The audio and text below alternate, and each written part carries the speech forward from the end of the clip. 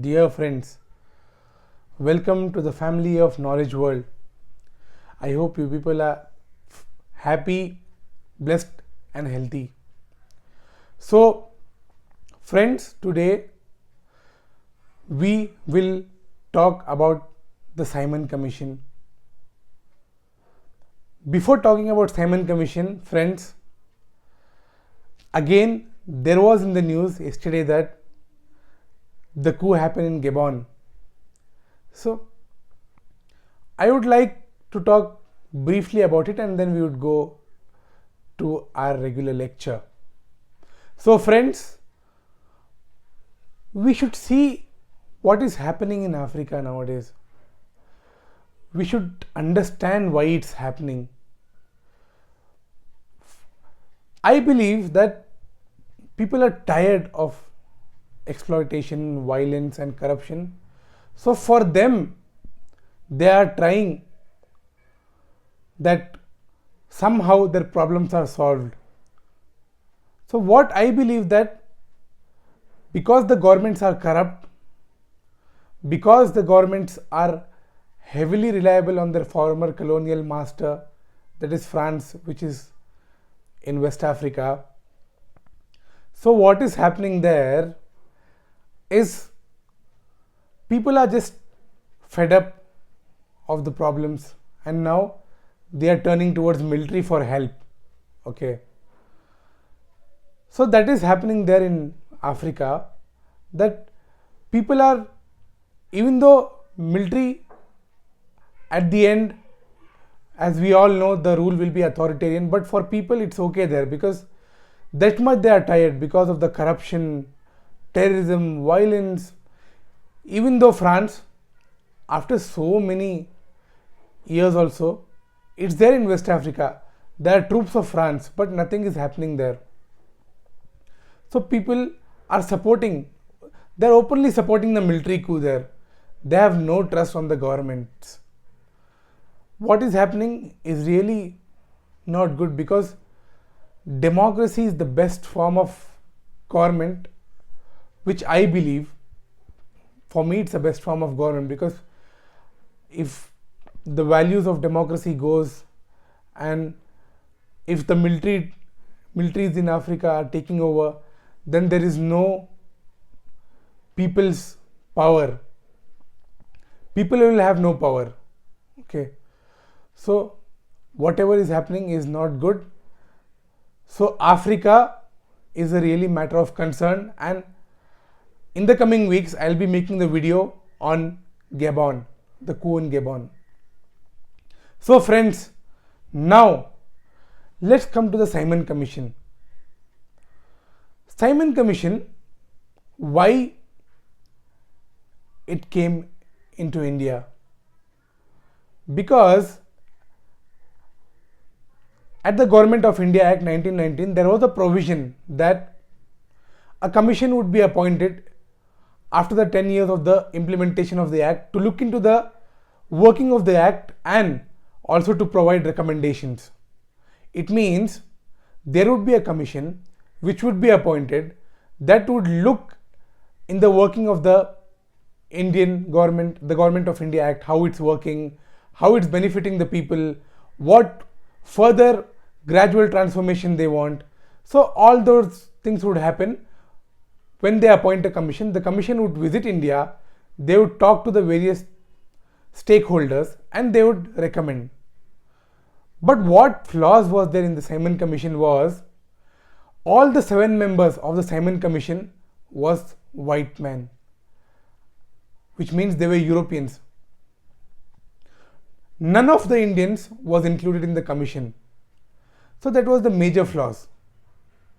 So I gave you the background of the commission. Now the commission will talk when commission was appointed and its main recommendations. The commission was appointed in 1927, okay, under Sir John Simon. So that commission started the visit to India from 1928. It visited India first in 1928, but what happened when it visited India, there was a backlash for the commission. That I'll talk about it later when I come to the aftermath. Then what happened? The Simon Commission also visited from 1927 to 1929. Okay. Friends, now let's talk about the recommendations of the commission. It published its final report in 1930. Its important recommendations were diarchy should be abolished in the provinces and ministers should be given the greater responsibility.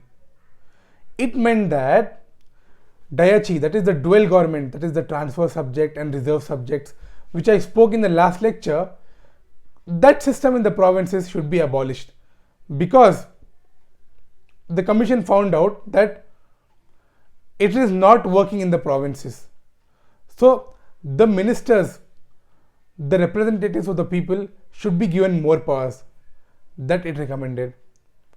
The second recommendation was India should become a federal structure. The commission stated that India should become a federal structure where both Indian states and princely state would be represented, and there would be a federal government, that is the central government, and the provincial government. That was recommended by the Simon Commission. The third recommendation, India should be separated from Burma. What happened, friends, when Burma was occupied by the British in 1886? So after some years, Burma also was made a province of India, that is Myanmar. So Burma was a separate country before. So people of Burma were demanding that they should be independent from India and they should be an independent country. So the Simon Commission recommended that Burma should be separated from India and it should be given a separate administration. Okay. And also one more, fourth recommendation, the members of the State Council of States should be elected indirectly through provincial legislative councils. That is on the basis of proportional representation. So today's Rajya Sabha elections can be traced from there. Even they are elected by the members of State Legislative Assembly, not council. So one change has been made. Then the governor should be the protector of minorities as well as the provinces. So the recommendation is telling that the governor should play an important role in protecting the minority rights of the provinces as well as the structure of the province. Okay. Then the state of Sindh, okay, the province of Sindh, now it is in Pakistan, should be separated from the province of Bombay. At that time, Bombay was a very large province. It had the state of Gujarat, the state of Sindh, and the state of Maharashtra and some parts of Karnataka also. So it is telling that the state of Sindh should be separated. So these are the important recommendations which I gave you, friends. Now let's talk about its aftermath. The commission was boycotted by major parties. Indian National Congress boycotted it because there were no Indians.